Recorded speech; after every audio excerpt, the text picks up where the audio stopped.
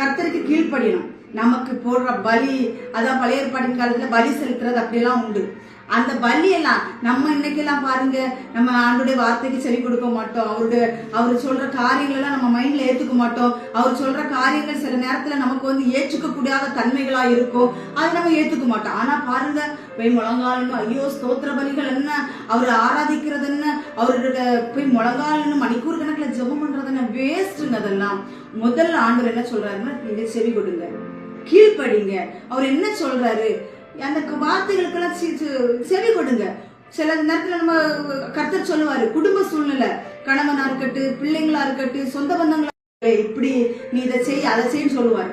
ஆனா இதை நம்ம செஞ்சிட்டோம்னா மனுஷன் நம்மளை பார்த்து என்ன நினைப்பான், அந்த மாதிரி ஒரு பய உணர்வு மனுஷனை பார்த்து.